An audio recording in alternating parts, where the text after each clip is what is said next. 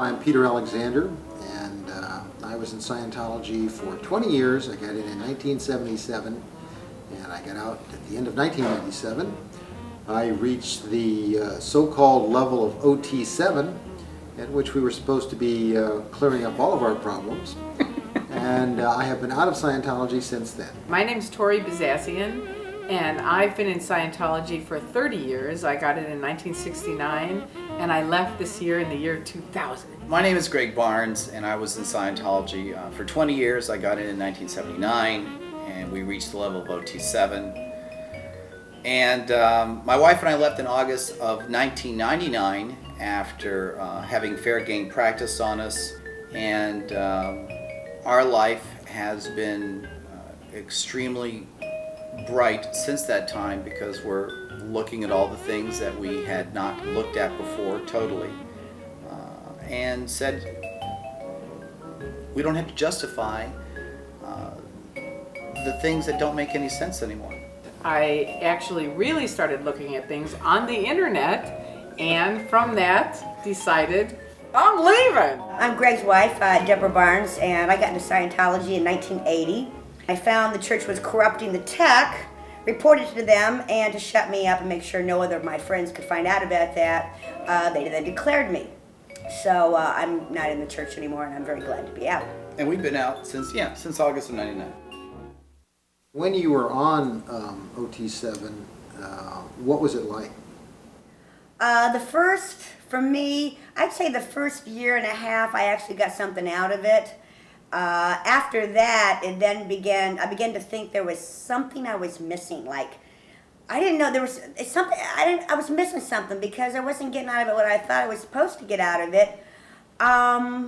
But people ask me, like, oh, why'd you stay in? And the real truth of why I stayed in is that long ago when I first got into Scientology, there was a good change I had in my life, and I always hung on to that, thinking that could happen again. It would be back somewhere, somehow. And I never really told anybody at Flag that I wasn't doing well on the level because it meant I'd have to write another check. And I kind of learned early on the level that there were certain things one never said because one got hassled if one did, or it cost one money, or cost one time, and there was never any resolution to it anyway. So I stayed on the level for all those years. 7 years. 7 years, just out of not knowing what else to do. Mm-hmm. And how about you, Greg? How were you doing on OT VII when you were on that? I was on 7 for a year and a half, and I'd say the first 5 to 6 months was good. Mm-hmm. I had gains on it. Mm-hmm. And then from that point on, it was diminishing returns. I wasn't doing well. I reported my worksheets. This would happen, that would happen. It's kind of like you key out or become released, then something comes back in, and it's just I finally said 96, enough. Right. And you, Tory? How did you do on OT VII? The reason I ask this question is this is supposed to be the top level of Scientology, which you're really clearing up all your problems. Right. You're really supposed to be clearing your problems, exactly. And I started out, as I wrote up to Ray Midoff towards the end, I started out feeling about this big, and by the end I felt like I was about the size of a pea. And I wrote it up to him saying, I am the ever-shrinking thetan or being. It was just my whole universe and life got less and less and worse and worse. And things did, and again, just like Deb said, I just kept thinking, well, maybe it's something I'm not doing right. Mm-hmm. And I kept trying, and you've got all this agreement, this is a fabulous level, and people are telling you, yeah, you're on OT VII, this is really going to do it. And it wasn't doing it for me. It was, in fact, getting worse and worse and worse, till it's a major reason why I left. And finally, David Miscavige announced at the Golden Age of Tech event, you're only using 3 out of the 79 tools, but for $25,000, we can get you right back on the level doing it. And to me, that was not right. I wrote it up to him that night and said, hey, I buy a bad car, I come home, it falls apart, they bring me a new car. Isn't it interesting how they continually discover new tools that Hubbard left, when he died in 1986, and it just is amazing how they keep finding these things. But you know what, I think what I've found, and I've been out of Scientology for a couple of years, is that the game is that initially you get something out of Scientology, Mm-hmm. and then it wears off. Right. And then the next level is supposed to fix you up, or some new technology is supposed Right. to fix you Right. up. But it's an endless shell game of that Right. kind of thing. Right. It never, ever really resolves. Because, having been out of this now for 3 years, I would have to say, beyond a shadow of a doubt, there aren't any states of beingness that can be achieved, that I have seen anyone achieve through this stuff, that actually exist. In fact, I have to say, I don't know a single person who got better on OT7, not one. No. And tell us about your experience Yeah. on OT7. Yeah, I How would was agree with that? you, Peter. I don't know Well, anybody either. You know, in my own case, for about the first 6 months, I definitely felt better. And I thought, well, there's something to this, you know. After my first 6 month check, I started to go spinny. And I would say it had a very negative effect on not only my mind, but my ex-wife, who was also on OT7. You know, she became sick after the end of every session. She would come and lie down on her bed, and she didn't look very good. And when I would write it up to the case supervisor, who was supposed to correct all this good stuff, I got no response. And that's because they don't really know what to do with this. Right. That's right. Right. They don't. Right. They don't. They don't. And also, you know, I want to talk too about the 6 month checks, Yeah. which there's no LRH references for, and now they call it the refresher. Right. Right. Now, when you did yours, right, they checked the ownership of the charge. Right. On mine, they did not. On mine, they did not. So you see, we found out that they On yours, did selectively. they? They did. No, Right. see, they selectively decide who gets ownership checked on reads and who doesn't. Now that's odd. Well, it's And for those who don't understand what we're talking about, who might tune into this, the idea of Scientology is that you're not just one being, but you're actually possessed by many other beings, which they call BPs. Which I would liken to the effect that happens to a schizophrenic. That's my own personal take on it. When you start to experience other presences and so on. And the whole point of this upper level auditing is to get rid of these other presences, which may have been generated by your auditing in the first place. We don't really know. And quite frankly, it doesn't work. It's an endless cycle of this. And that's why I've never seen anybody get better, because they never get rid of the, quote, BTs, whatever they are. right.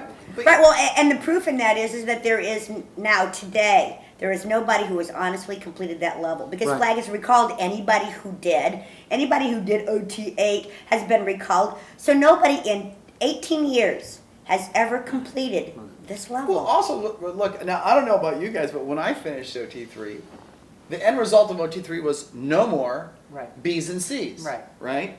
Now, I talked to someone else the other day and they said, well, no, our EP was exterior full perceptions. Right. Now, all I know is, like, when I finished OT3, I was really happy to see OT4 Right. because I knew there was something wrong here.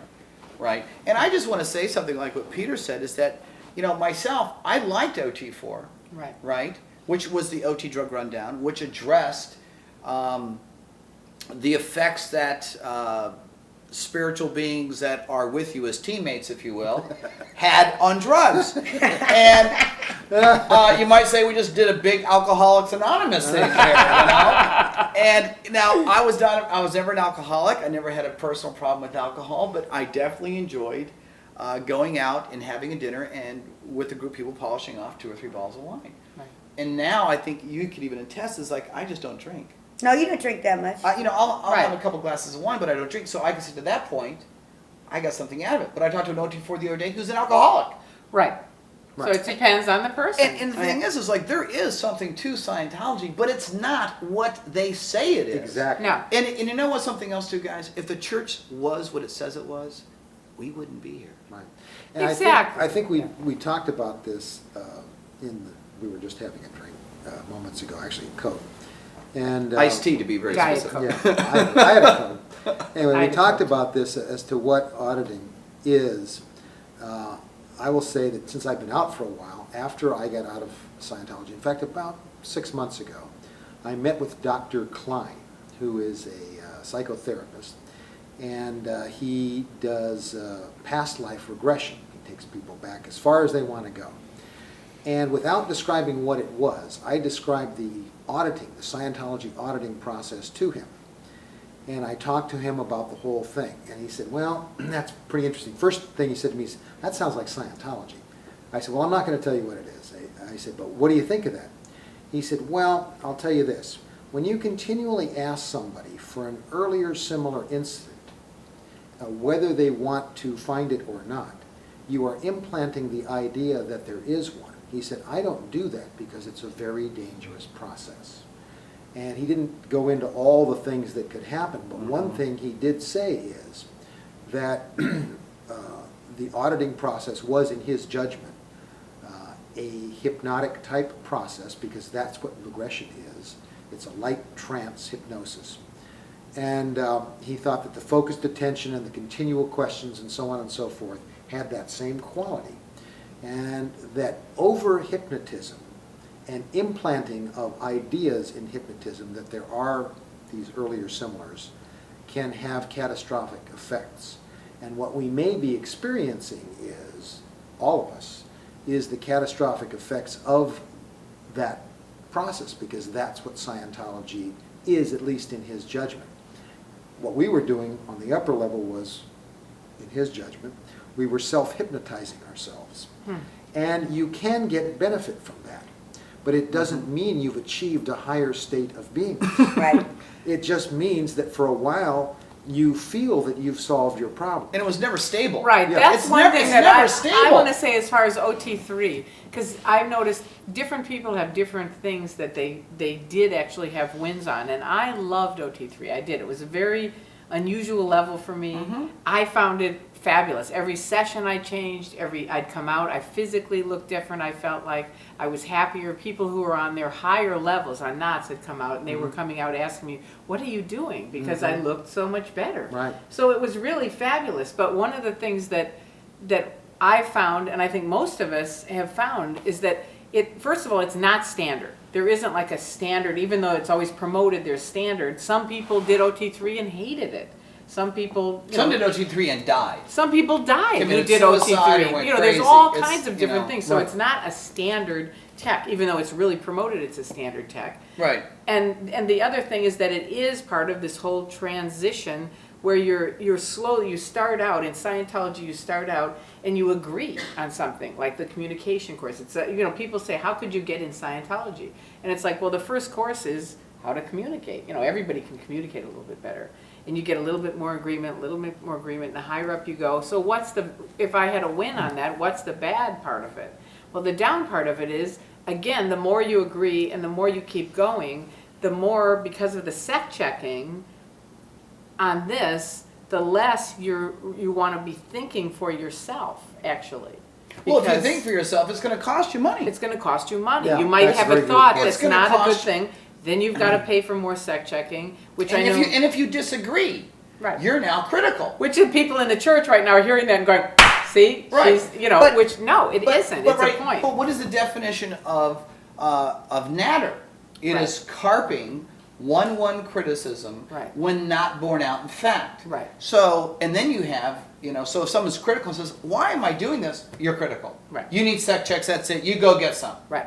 Right? And that's how the current organization is. Exactly. And the essay that Hubbard wrote on personal integrity, where he said, nothing in Dianetics and Scientology is true for you unless you observe it to be true, and then it is only true according to your observation. Right.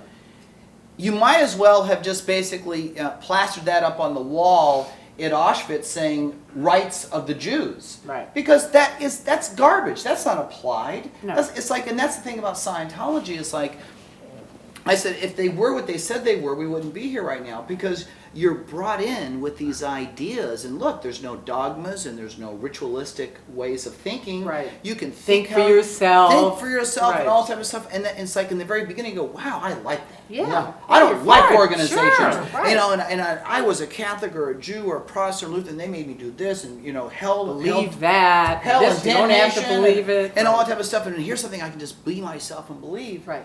And and like you said, you come in like this, and Yeah, before you know it, slowly, that idea of slowly. personal integrity is like, Right. your integrity is our integrity, whether you like it or Or not. not. And if you don't And like it, you're going to write a pay check. for it. That's Step up exactly to the right. register, honey. And that's why I'm here talking, because I want people who are looking at getting into this subject to understand. Right. And I want people who are in the subject to go, hey, with all the things that you've observed that weren't okay, you know what? You're right. You're They totally right. weren't Yeah, that's the okay. other thing, because people sit on the level just like we did for 7 years or longer and go, it must be right because everyone's having so many wins. Well, Now, let we me should ask you probably interpret, though, if this is going to go on the internet, for those people who don't understand what we're talking about. These OT levels are supposed to be the higher levels of beingness, in which one is gaining true spiritual freedom and is going beyond the capabilities of normal man into the higher reaches of consciousness. And also increasing their abilities. Increasing their abilities, as though, reaching what other religions would call salvation. Of course, it costs about $400,000. It's as though, and Stacy Brooks said this to me, what a ridiculous thought to think that you can buy salvation. Salvation, exactly. But also, Peter, That's ridiculous. And you can't. You well, can't. but here's You the thing can't. too. or, and we're or here to spiritual say- freedom. You could buy spiritual freedom. Let me tell you, it ain't for sale. Baby, It isn't. amen. It And let me is tell you something not. else. And here's the other trap too. And I don't know how you feel about it, but this is how it was for me. Is that you've spent all this time and money. Right. Are you now going to go look in the mirror and go, It isn't working.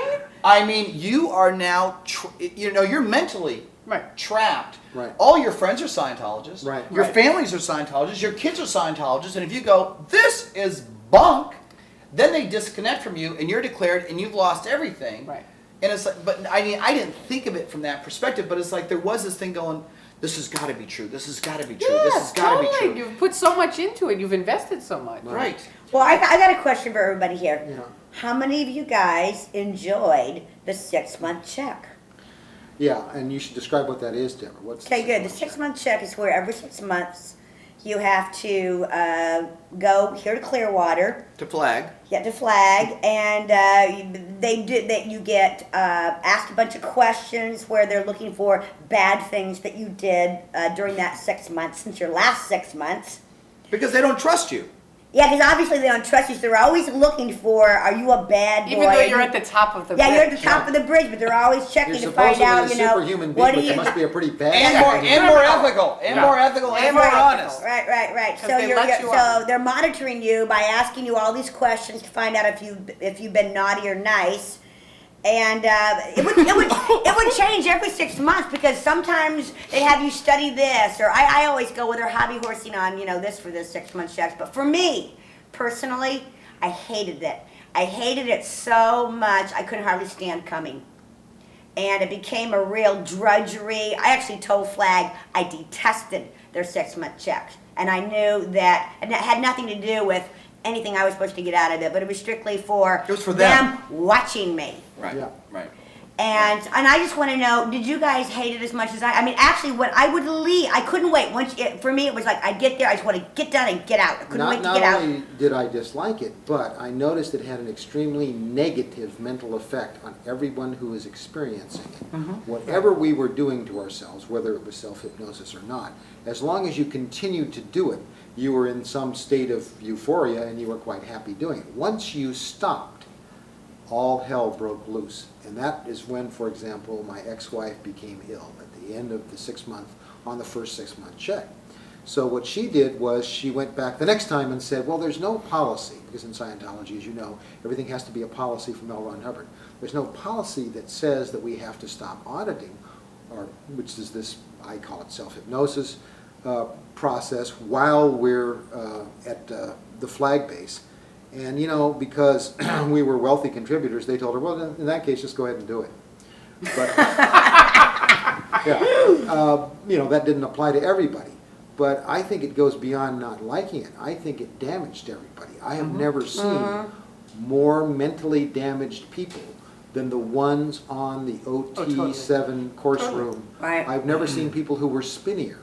I saw people there who were friends of mine who looked pretty good when they were in the early phases of Scientology, who looked like they were lost and dazed. Right. Right.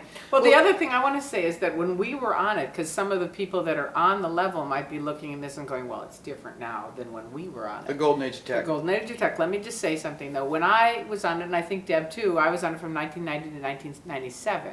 And during that time, we were constantly getting crammed, getting corrected, doing our sec checks. We were getting worse all the time. It was horrible. You had to go in and get these terrible tests and do these long tests and then do the crams. And the only thing that was fun was eating. You'd have lunch. And the people doing this with us, for us, weren't even nice about it. No.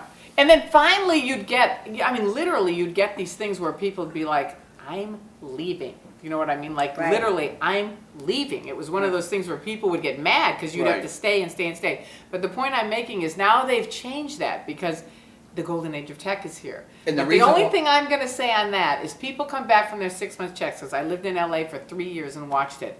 And if you ever want to see the OT VIIs and how you guys look, go watch the Stepford Wives, because every person would come up to me and go, Tory, hi, I just got back from my 6-month check. I'm having such fabulous wins. I really want to know when you're going to do your solo not certainty course. Right, it's like being bled. And it was like, well, I don't know what they do on it, I really but they feel all better for have the giving it, same, Right. the Well, exact same tone. It's really And the scary. thing is, too, like, let's be very, very clear, too, because people watching this who are OT VIIs go, well, they didn't have the golden age of tech. Right. Well, wrong. I had the golden age of tech. That's right. Virginia McLaury had the golden Right. age of tech. Other individuals had the golden age of tech. Right. And I can attest to you 100% that the golden age of tech, right, is misnamed. Right. What should it be? That's a good thing. That's a I think it's the golden age of brainwashing. Yeah, I do too.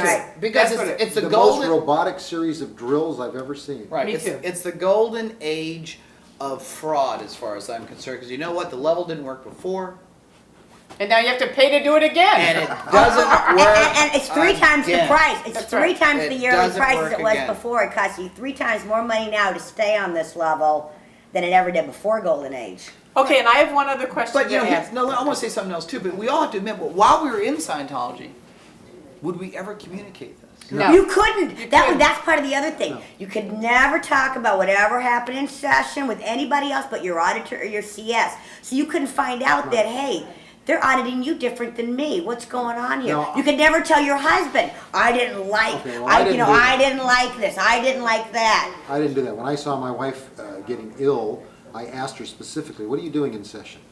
What are you doing? And she told me exactly what she was doing. And she was doing it correctly, because she was also occasionally my twin on the course. Twins are, when you work with somebody on the course and you check them out and make sure that they're a good student. She was a good student. She was doing nothing wrong. She had, at the end of each session, what they call in Scientology a floating TA, which is supposed to be the highest level of, man, you're just really flying. You're really doing well. She'd have a floating TA and she'd be sick right after that. Wow. Wow. So I would talk to her because, she's my wife and I didn't care what they had to say.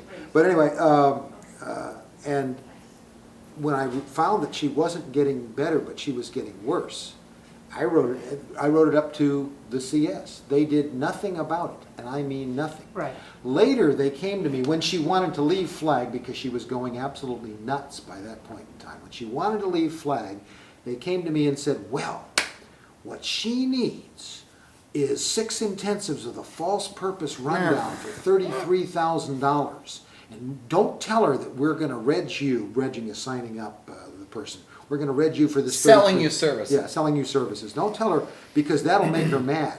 And we won't tell her that. That's why we're going to take her into session, and we're going to convince her that her wanting to leave Clearwater is really because she has false purposes. Now, suffice it to say, I forked out $33,000, and she still wanted to leave Clearwater, but she didn't want to leave Clearwater. And what her realization was that she was what we call PTS in Scientology, which means she was connected to a suppressive force. And the suppressive force was the Church of Scientology, Right. Flag land base. That was her realization in session. Now, she's still a Scientologist, and she'd never admit that, but she told it to me.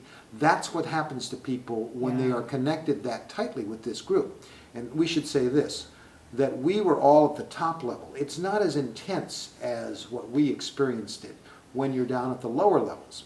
And interestingly, instead of getting better and better and better as you go up the levels, you get worse and worse and worse. Right. But one of the things I think would be really interesting for like a layman to understand is why we would continue to do this to ourselves if we're getting worse and worse and worse. And listen, but and also, I think a good question. you need to Yeah. also describe worse and worse and worse, because I mean that's such a broad statement that somebody can say, well, hold it.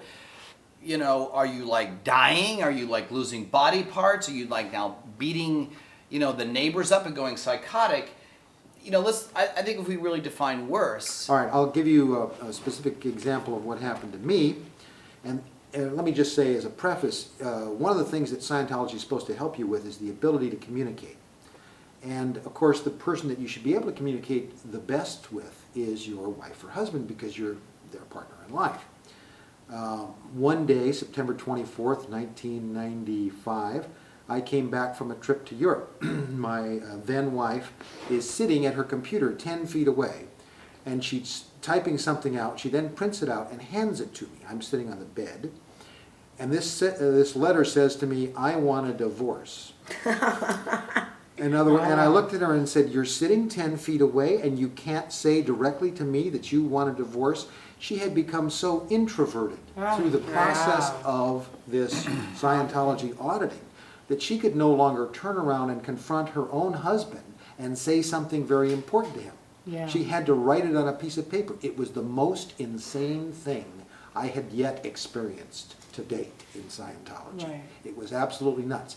That's what being OT really means, is, and exactly what Tory said, instead of expanding as a person and getting more powerful, what had happened to her was she had collapsed to the extent that she could no longer communicate with the person with whom she was most safe communicating. That's an example. Yeah, that's definitely an That's- example of getting worse. That Definitely. is, and you know, let me say this too. It's like, since Debra and I have been out, right, and definitely tell me how you feel about this too. But our relationship has improved 1,000,000%, because we're not living a lie, right? Would you agree with that? Oh yeah, definitely. We don't fight as much. I mean, we don't have this source in our life that we didn't, you know, that we now recognize as the source, the Church of Scientology, that was actually suppressing us. I have a great thing to say about the Barneses. This is really fun from their son. This happened yesterday, and you didn't get to hear this. They were discussing something that they were going to do, and their son had said, yeah, they do that all the time. And I said, they do what? And he said, oh, they're always talking all the time. And I said, well, that's good. And he said, and sometimes they fight. And I said, well, that's good too. And I said, I took out a pencil. So if this is a pencil, I said, now, let's say this is talking and this is fighting. So what would you say, where are they at on talking and fighting? And he said, well, they used to be, this much of it was fighting and this much of it was talking. And he said, now it's this much of it is talking and this much of it is fighting. And I said, wow, that's pretty cool. I said, what do you think changed that? And he said, with a big smile, I said, they got out of the Church of Scientology. But isn't that sweet? It is. Yeah. Isn't It that is. sweet? Yeah. It is. It's like, you know, and also I want to say something too. Is like, you know, our son was at Delphi Academy, Yeah. and so you know, so here's all these parents that are dysfunctional, and I think dysfunctional is a very good term. Dysfunctional Yeah, is very excellent. It's good. a very good It term. is. And so their children are experiencing the effect of that dysfunction. And so here's my son at Delphi Academy with all these other kids that are dysfunctional. Right. And my son was dysfunctional. Right. Every other day, I'd pick my son up at school almost every day. Every other day, I'd say, hey, how was your day? And he goes, bad. So we took him out of that school. Actually, we had to take him out of that school because this is supposed to be a non-religious school, but since we were no longer part of the Church of Scientology, I mean, this is how they went after it. It's like, actually, there were some of his friends' parents wouldn't let their kids play with him anymore because his parents are evil, so it must now be transposed to him. Right. Pathetic. And this is what they do, right? I Yeah. mean, this is an organization that wants religious tolerance, right? And when he went to his new school, right, he talked about how nice the people were, right? And every day when I pick him up at school, I go, how was your day? It's a routine thing, how was your day? And he goes, great. Not one day has he said it was not good. Well, no. Well, actually, our son also is more cooperative at home. He used to be kind of, now he's cooperative since we got him away from any influence of Scientologists or Scientology. Well, So that's a fact. I mean, with your children, Peter. I mean, did you ever notice? I don't know. I mean, tell us about any observations you have about your children. Well, it had varying effects on them. The ones who were exposed the most were Max, who is now 19, and Mo, who is now 14. Mo started being audited, which is this processing, when he was 4 years old, even though Hubbard says you're not supposed to do it until they're 8. I could say that the following things are things that Mo has reported to me. One is, as a result of being in these Scientology schools, he feels perennially miseducated and unable to confront normal study in normal school. He was allowed to do the Hubbard process of study, a process generated by a person who flunked out of college, not because he was smart, but because he was a goof-off. Little did we know that.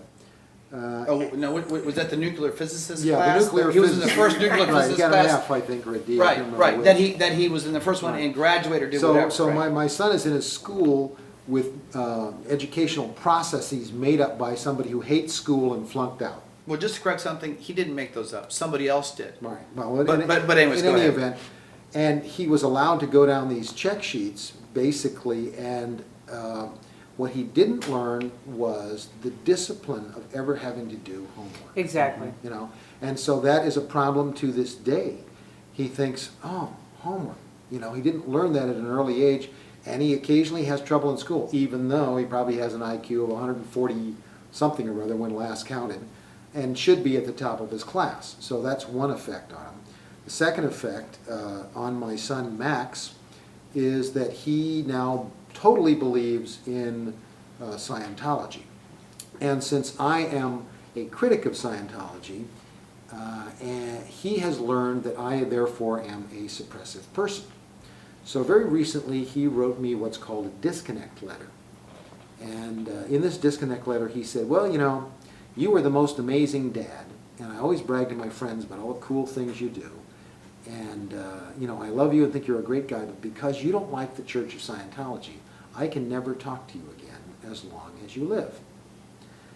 Needless to say, this upset me, so I tried to call him up on the phone and he wouldn't take my call. I did find out through other sources, and one of the sources was Tory was good enough to give him a call and ask me how he was doing, was that he almost got in a traffic accident a couple of days before.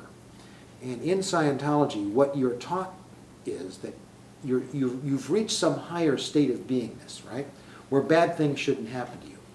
So if something bad does happen to you, it's either because you're unethical or because you're connected to a suppressive person.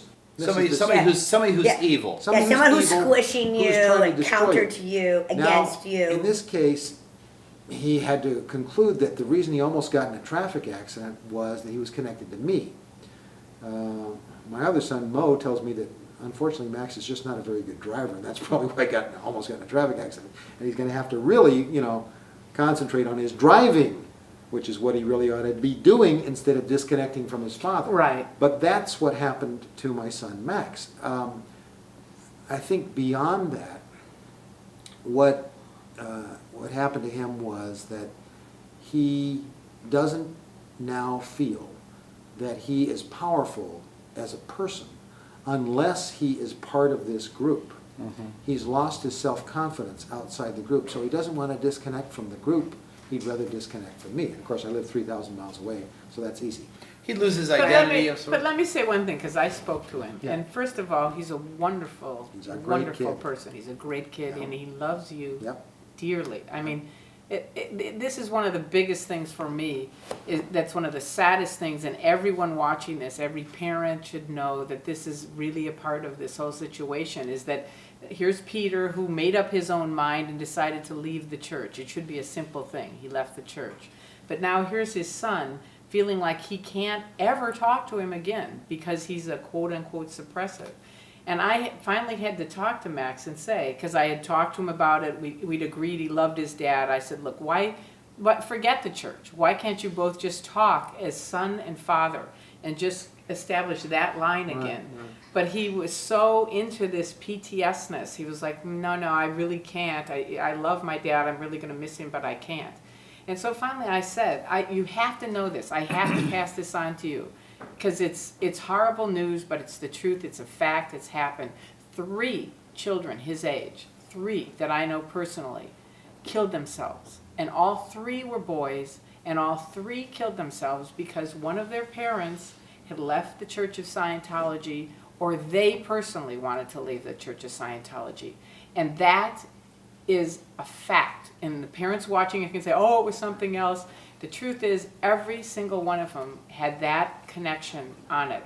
And I told him, I said, you can't you have to take care of your own life, and you have to make sure your life continues. And I'm sorry, but maybe that's because if your parents are a strong influence in your life, when you have good parents, and they've positively affected your life, when you cut one of them off, then you're cutting off a lot of the support that makes you a strong person. Then you can become more and there's dependent that on pressure them. of like, should I, shouldn't I? And I think What they type of finally just gone organization checking though out. is this that basically divides families? Right.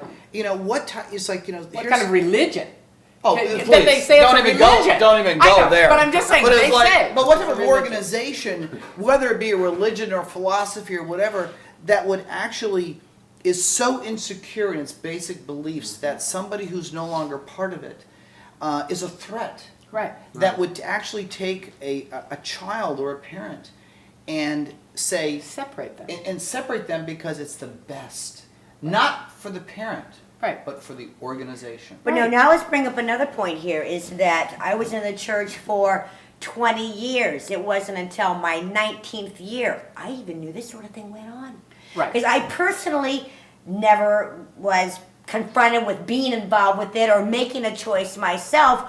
I didn't even know it went on. And I'm sure there's a lot of Scientologists that don't even know this is what goes on. Right. Because the Church of Scientology puts out so much propaganda, and part of this disconnection program is so that you never see another side. You never hear about that family that was split up. You never hear about it. It never ever, you never even know it exists because it's part of the propaganda machine, and it's a part of keeping your awareness of this type of activity, keeping you unaware that this activity even goes on. Because if I had known about this activity 10 years ago, I would have took an interest to go, what is going on with my church? Yeah. Right. I would have went, no, I don't stand for that.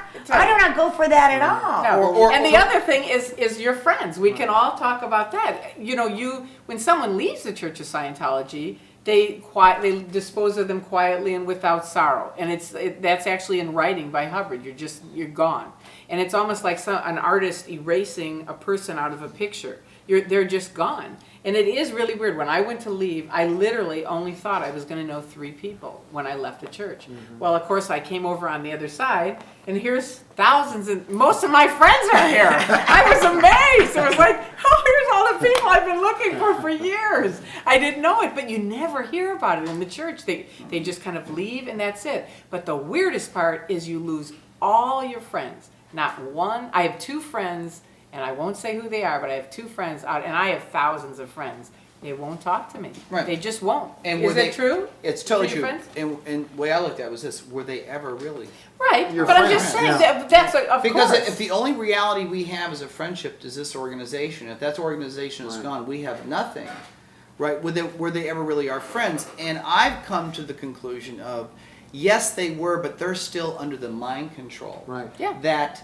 Oops, you fall into that category, I can't have anything to do with you. Right. Right? And they're still under that mind control, and that's really why I'm speaking up. Because Right. I want people to know, look. Yeah, know ahead of time what's going to happen. But you know, you said the key thing. You said mind control, and I would re-emphasize brainwashing, because what you described is exactly what happened in the novel 1984 by George Orwell, where these people were so close together. They were, in fact, lovers. They were a couple. And after the brainwashing, They no longer would speak to one another. They just walked off into their separate paths. That's what we're describing here. This is a group, and it does have some powerful mental technology, but it's not mental technology that improves you to some higher state of beingness. It is mental technology that can destroy you as a person, destroy your family relationships, and destroy your friend relationships. That's powerful stuff. I'm sure the Chinese communists would love to have this stuff. Yeah, it would work great. Because it's exactly the kind of thing that they did in the great Cultural Revolution, where they were re-educating everyone. Well, and I just want to add something to that too. Is like, you know, I hate to use the horrible analogy of comparing Scientology to the Nazis, but in Scientology, people write reports on everybody. Very similar to how the Nazi Party worked. Yeah. And you know, and if people were in this Nazi Party with Hitler, you know, if their father said something derogatory about the Nazi Party, immediately written up, if not taken away, and re-educated, if Exactly. not basically turned into a bar of soap. Right. Right? You know, we're amazed and shocked at how 10 million people could be incinerated. Right. Right? Well, you know what? I look at Scientology, and I'm shocked and amazed at how many people could stand by and lie for the church regarding Lisa McPherson. Yes. I'm surprised at how many people could stand by and watch Debra and I go through what we went through, right? And go, well, you must have pulled it in, right? And I'm amazed at how many other people... Right, or no, the other one they like to say is, well, you didn't handle it right. Right. Yeah, like someone told me the other day, well, you didn't really get it. And 30 years? And Hubbard Right. studied the same philosophy that, or mentor, if you will, that Adolf Hitler did. Now, I'm not going to compare the atrocities of the Nazis, right, to the atrocities, the spiritual and mental and financial atrocities that this organization perpetrates on individuals on a daily basis. All in the name of spiritual freedom. All in the name of All in the freedom. name of spiritual freedom. But the similarities are interestingly similar. Now, similarities are not always similar, or identities are not always identical. But let me tell you something. There are some distinct similarities on how you should think, writing reports, keeping files on people. Right. And then using it against them after they leave. That's Oh. another thing to know. Well- those overts that you're giving up, they have plans for those. And people had told me that because I worked with the Office of Special Affairs. And I'd heard a little bit about this. I really didn't think it was true. And I couldn't believe it for me. If I believed it was true, I couldn't keep helping them. So I just thought, no way. Yeah. But now that I'm on this side, I've met people where they actually do take things from their pre-clear folders. Right. This and is like a confessional that you would tell a priest. Yeah, Right. that you tell your deep-seated things, and they use it against them, print it up, pass it out to their neighbors. My first experience of this occurred one day. We were picketing the Church of Scientology, and another picketer pointed at a fellow down the street and said, why is that guy watching us? So I said, I don't know, I'll go over and ask him. So I went over and I talked to this guy whose name I later found out is Joe Neal O'Reilly. He's the same person that just assaulted Bob Minton. And Joe Neal started mentioning things that could have only come from my PC folder, yelling them and screaming them in a very distorted way. In other words, he took what was in my PC folder and he warped and twisted it into something else. Right. You know, Right. and was very, very insulting. Needless to say, some harsh words resulted from that between us. And But weren't you amazed? but I was amazed that this really, really happened. Right. I have found out subsequently that they have briefed everyone on everything in my PC folder. The people that I routinely meet from the Religious Tolerance Foundation know the details of my personal life that I thought I was telling the Church of Scientology to spiritually better myself. And I thought I was told that these things would remain confidential. I didn't even think it was priest penitent, you know, I didn't get into all that religious stuff because I wasn't raised in a religious house. I just thought it was the common courtesy that a psychiatrist would show you, you know. Right. Or a minister. Or a minister or wherever. anything like that. It turns out to be totally untrue. This is a completely unethical group of people who will use any secret, and this is very important for anyone who's in Scientology, any secret that you tell them, they are going to use it against you if you ever object to them. Now, how do you like being part of a group like that. But- That Well, is not only that, you got to low-life. ask yourself, what kind of Yeah. spiritual freedom does that give you, and what kind of organization? How can an organization be making people more spiritual free and do these type of acts? Right. Just like Greg ran into a friend of his this weekend, and this guy can't believe, he goes, "You're keeping people off the bridge," and I'm going, what bridge are they selling down there? They are not selling any kind of bridge that is going to give anybody any freedom. That's for sure. Now you can get some. You can get some. You can get some. Oh, I feel better today. But along with that is a trap. There Right. is no spiritual freedom down there, and that's what guys got to start really looking at: is how free are you when you can't even. Do you guys remember in the '80s when you were in the '80s, and it's like they had this big thing on like asking for a reference. This one they were all saying, "Oh, this is all Mayo's tech, and you got to like Right. ask for the reference." The source That's reference. right, a source reference.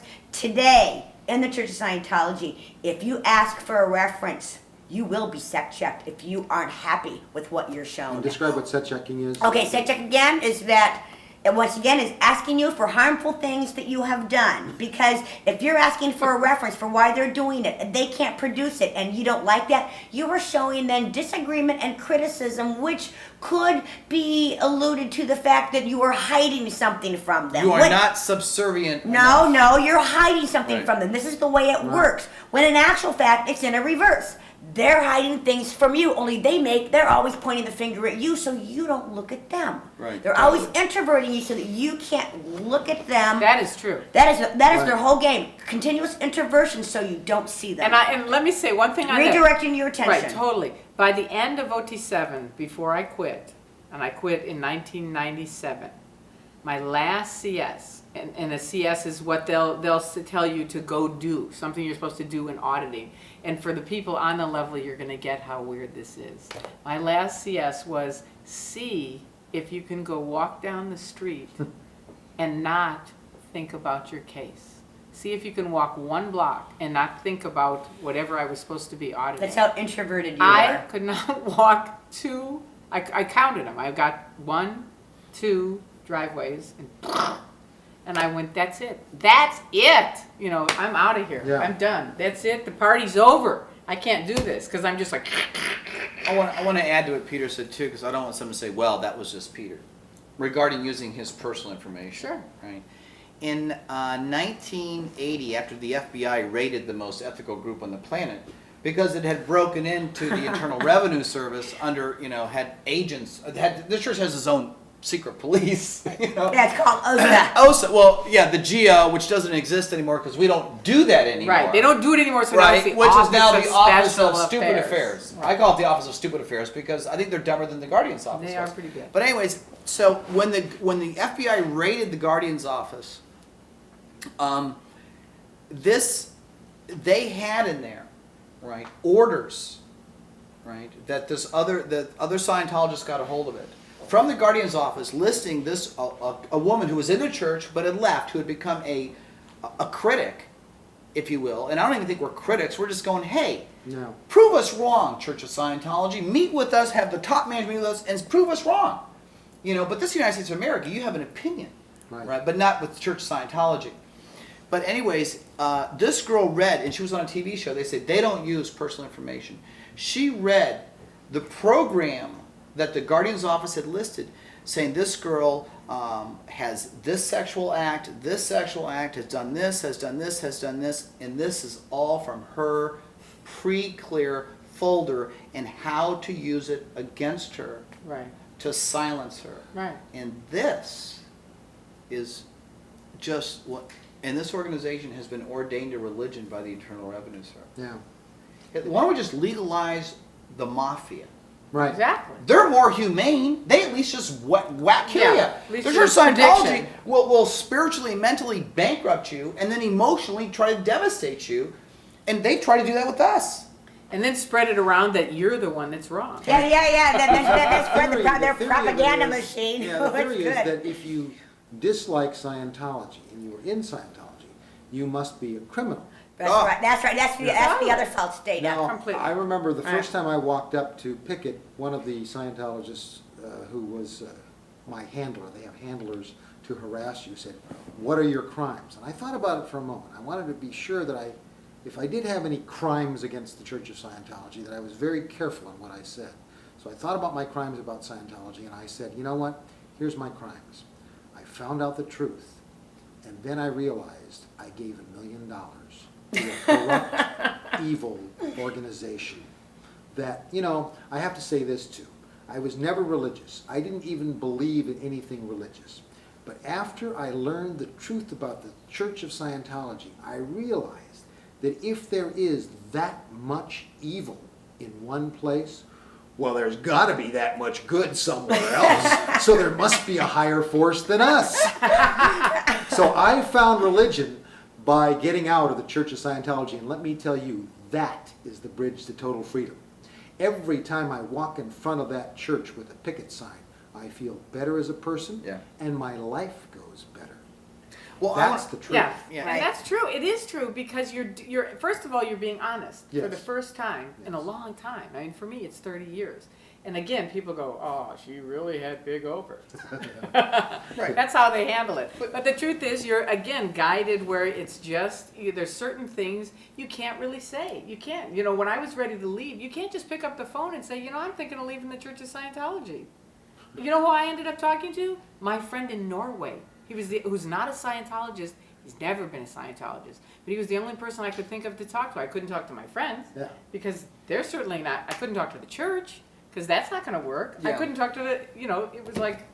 Well, you know, I want to say something too, right? Because if a Scientologist is watching this and they're in the church still, but they're on the fence, right?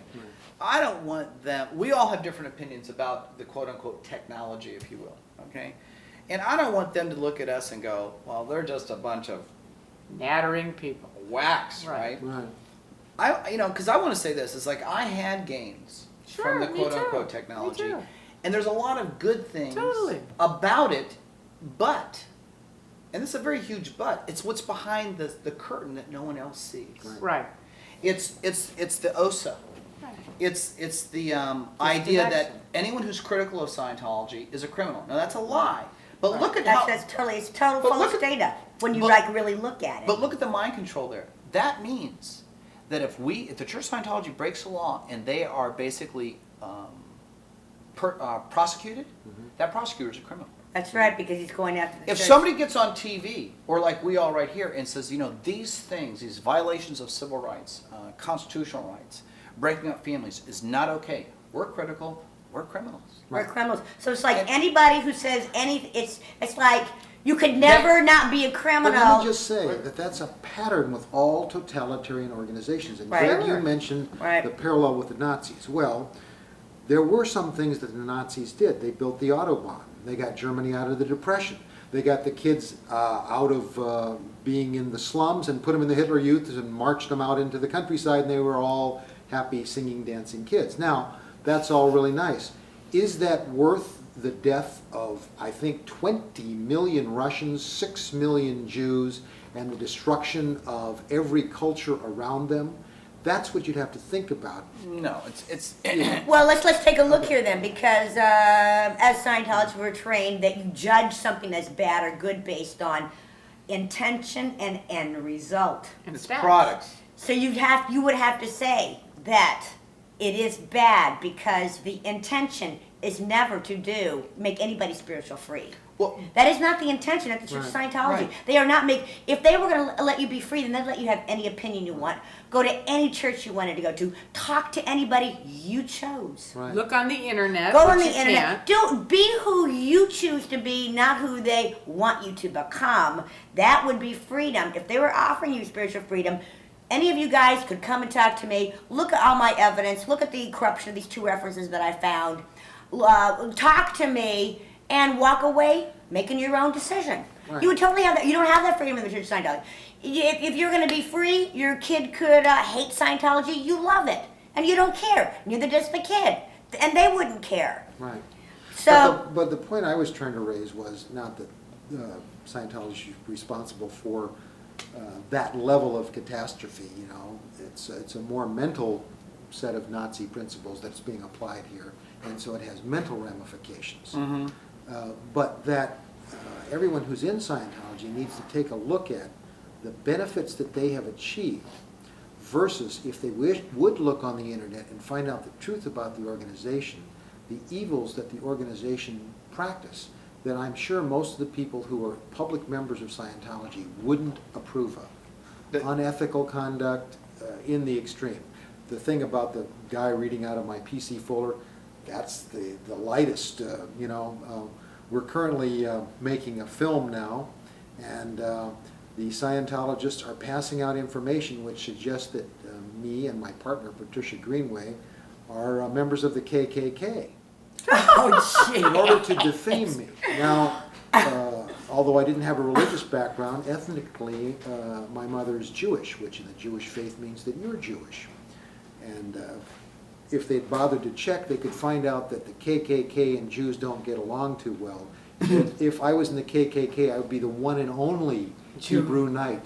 Well, Peter, freedom and Scientology don't go along together either. Yeah. Yeah. You know, but and also too, I want people to know too. It's like, you know, there are a lot of individuals who have left Scientology, who are out there applying it for people who are interested in it. Right.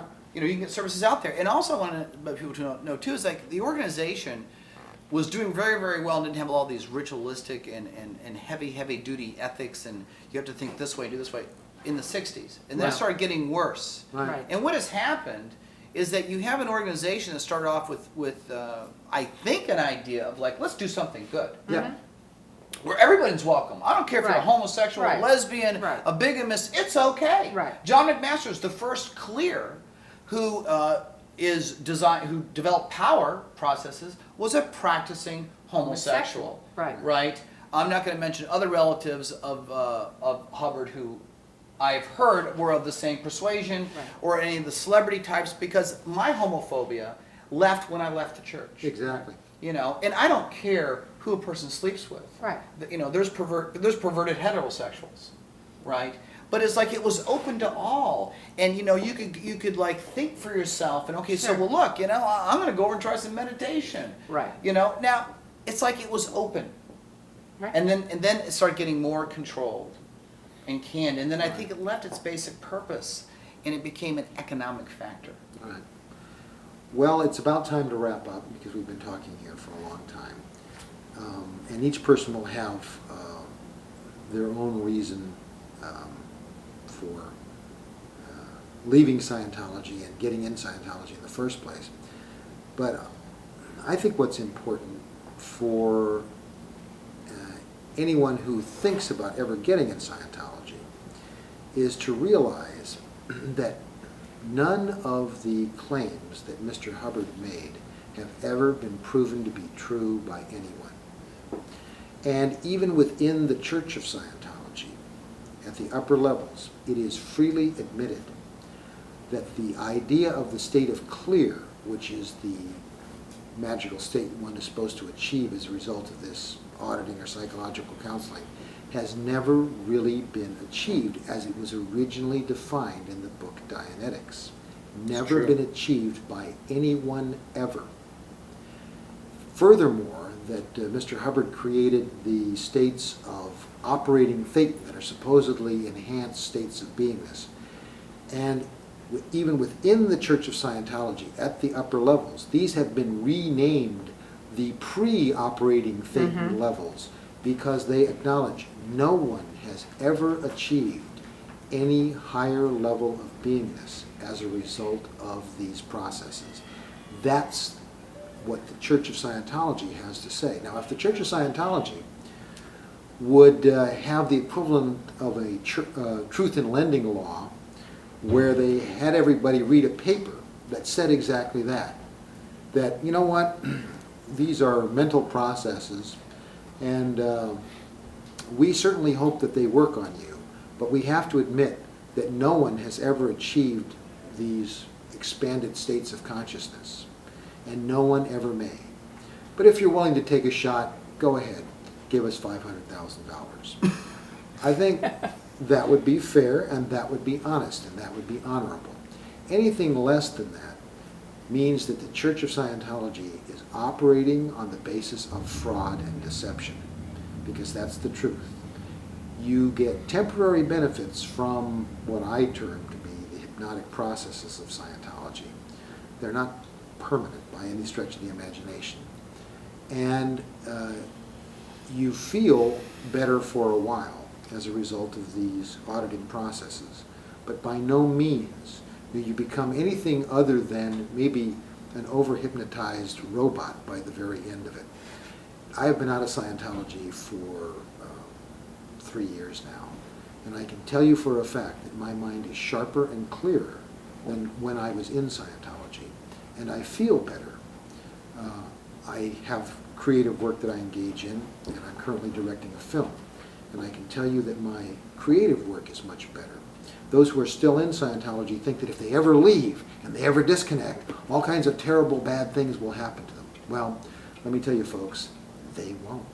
You're only going to get better. So that's my wrap-up statement. Tory? Thank you. I basically want to say that I really want to make sure that each person looks and listens for yourself. It is a constitutional right that you have, that you can look and you can read and you can think for yourself. And I know for myself, just 2 months ago, being in the church, if someone said that to me, I would say, of course, I think for myself all the time, of course. Because that's the way it's set up. It's like, sure, you're thinking for yourself. Of course, what are they possibly talking about? All I'm saying is go on the internet, start looking up clam bake, read the things, listen, look, read, listen, look. Don't just take that, oh, of course you're thinking for yourself. You're an OT. That's what we all think. That's what you're ingrained in, because they want you to not look, to not think. But what could that possibly be? If someone doesn't want you to think, what are they hiding? Go find out. Because I personally, I will say 20 years of my life I was happy I was a Scientologist. But the last 10 were a complete waste of my life, and in fact a deterioration which I'm going to have to work out of.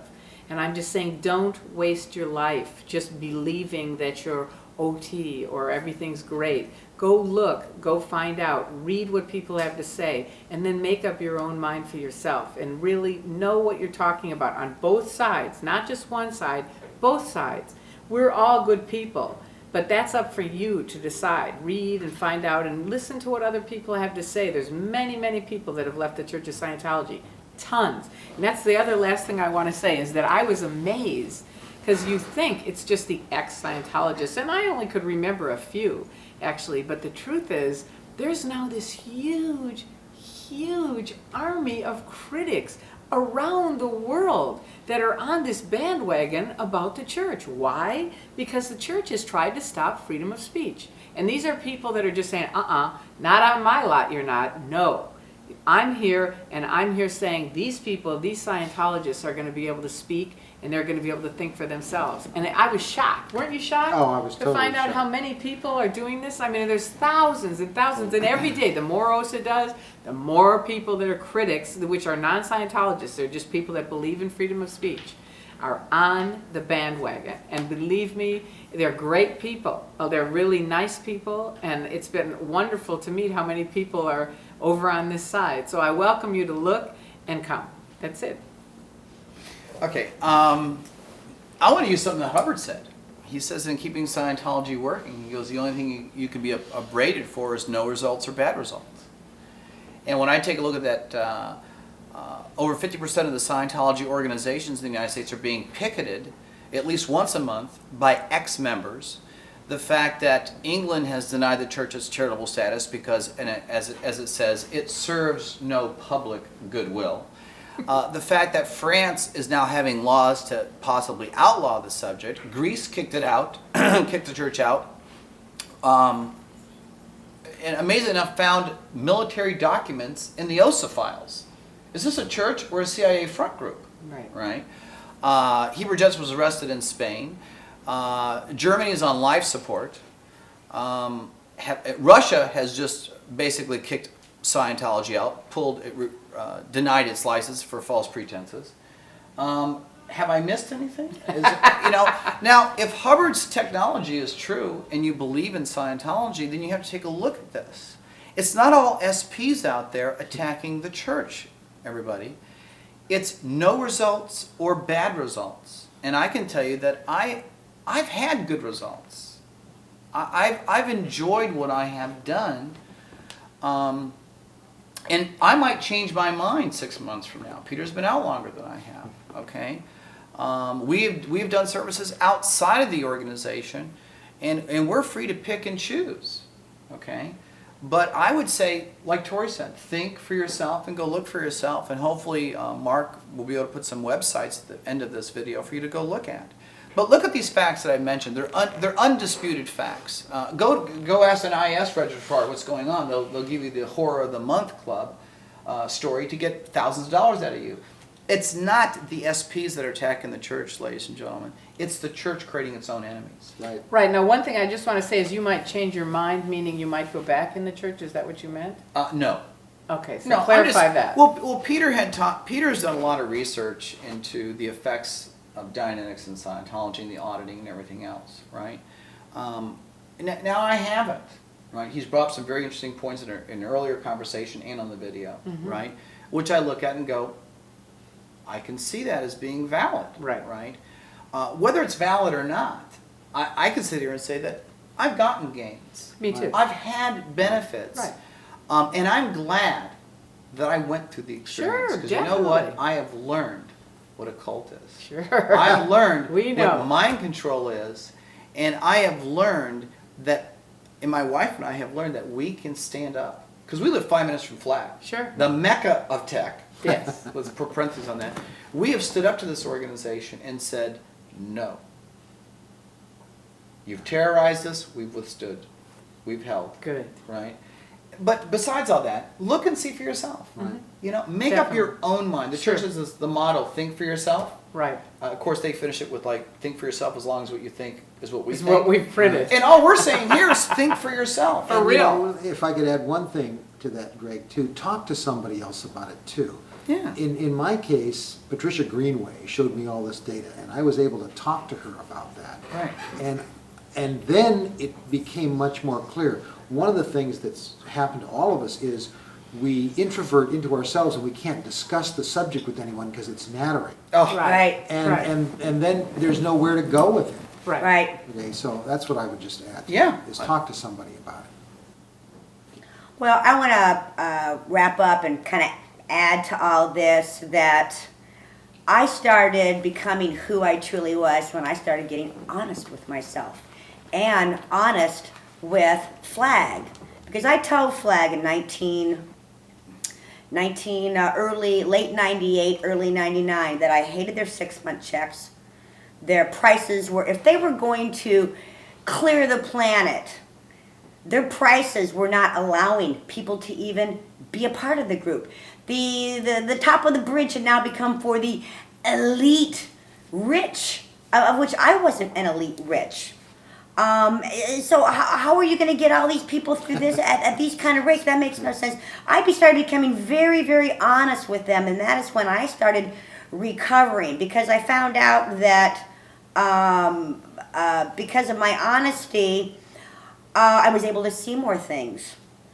And through that honesty, I was then able to go, hey, you know what? You don't have a reference for 6-month checks. And by the way, your SEC checks screw me up. I don't like them. I don't like the way they make me feel. I don't like the way you do them. I got a reference here that says you shouldn't be doing them. Do you have one that says you should?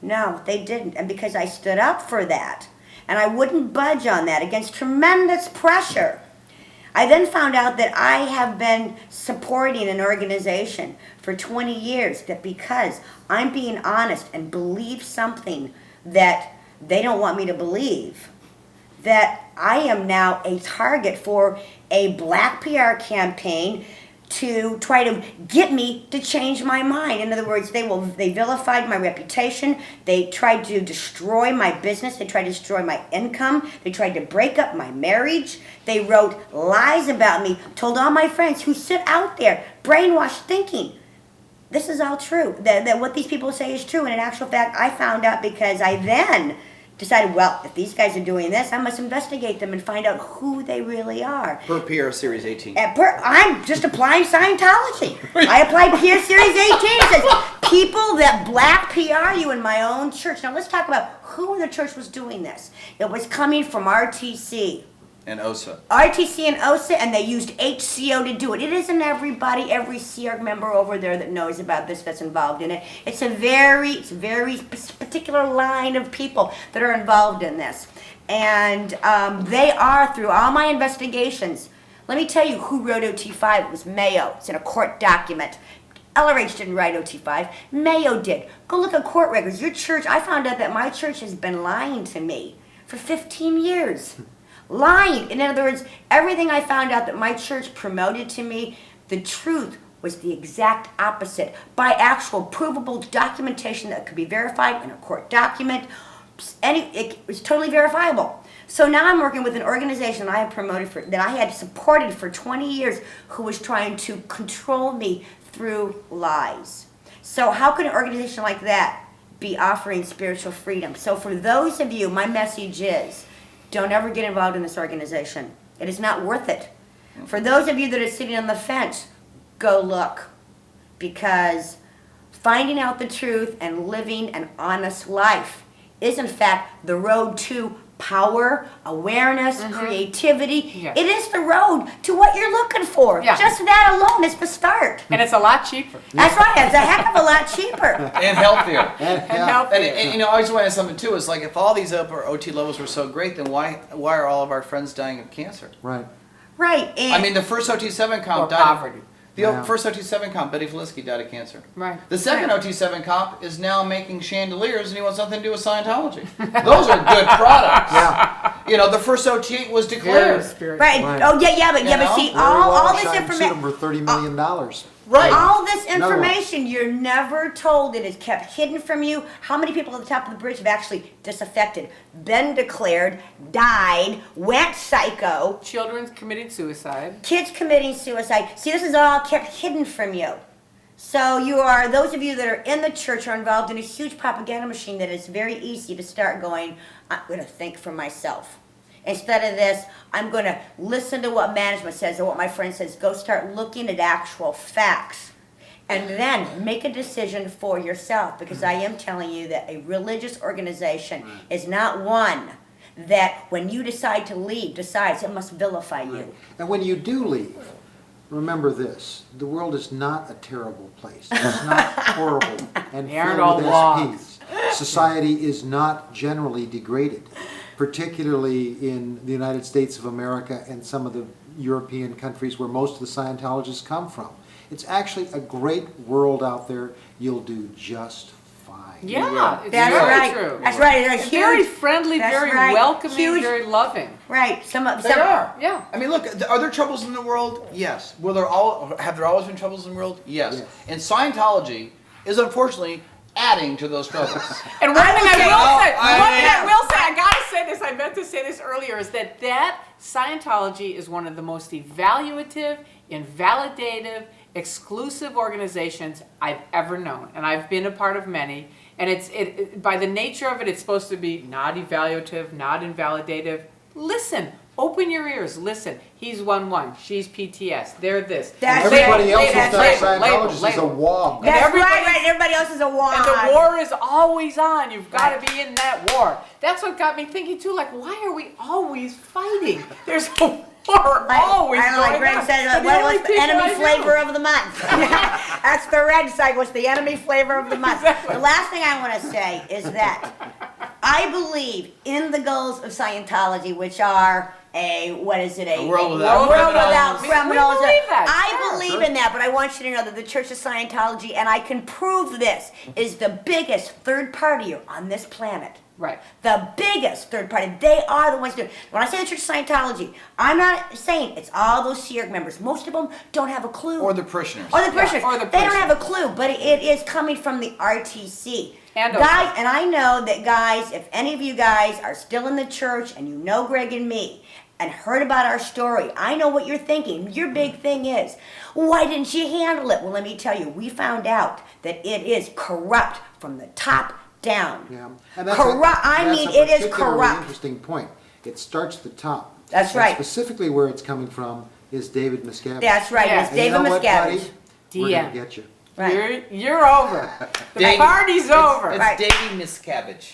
That's Ding. right. Miss And I Cash. know that might be a Party's huge over. shock to We know everybody. you, and we know what you think. That's right. That's right. And you know what? It ain't good. And we there's know a what you've lot done. of others who agree with us. And the other thing, I want people to know, those of you that have a story out there, let me tell you, it isn't that dangerous to come out, because there is a group now coming out. Yeah. And the more people that come out and tell their story, the more power we get, and the more chance we have of more people knowing that it's not just the three of us, it's the hundreds and it's the thousands that have a story.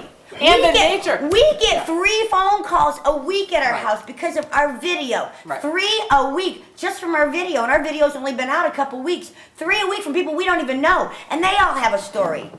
It is time to come out and start letting the world know that this is not a religion.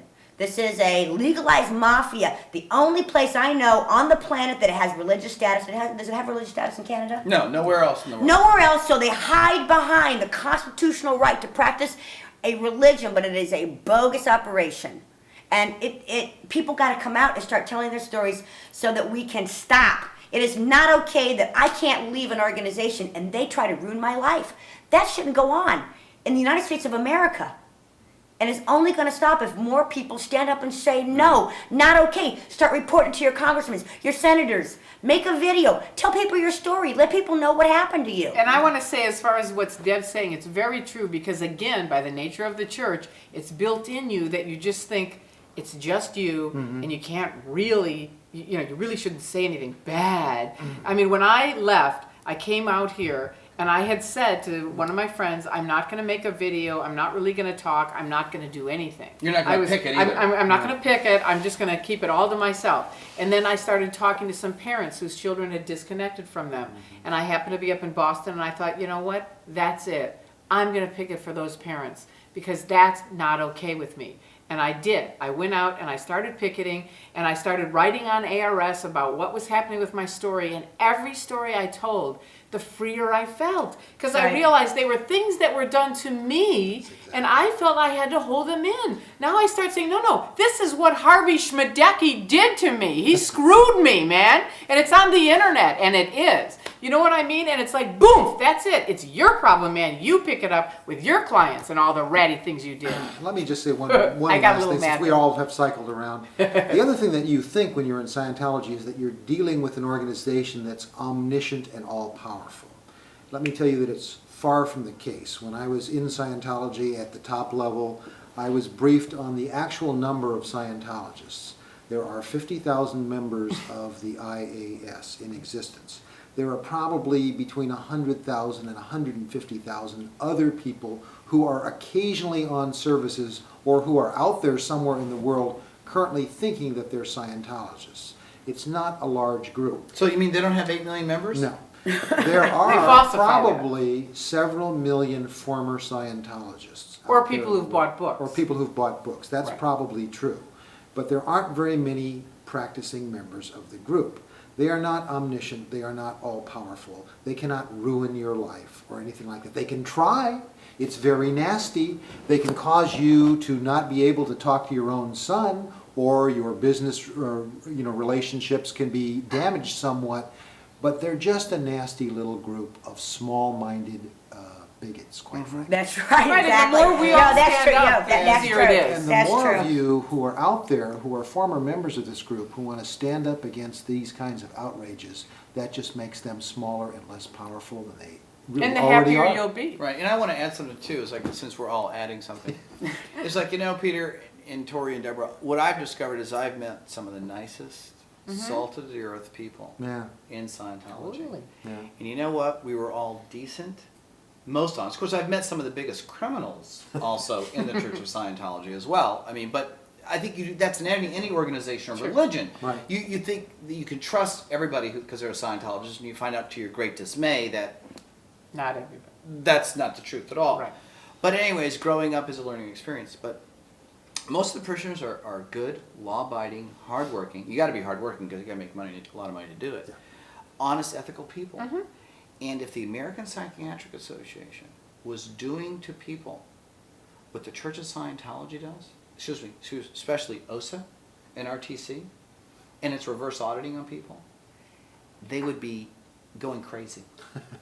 And They would be outraged. They'd be outraged. And I want those good, law-abiding, decent, ethical, moral members to know that, your organization is doing worse things to some of its parishioners than the American Psychiatric Association. Ever even thought that they would easily. You know, and it's like, and that's a shocking statement. I'm sure. I'm sure that It is shocking. you know, they'll go, oh, Scientologists shock people in the whole bit. Well, you know, they don't have to shock them. No.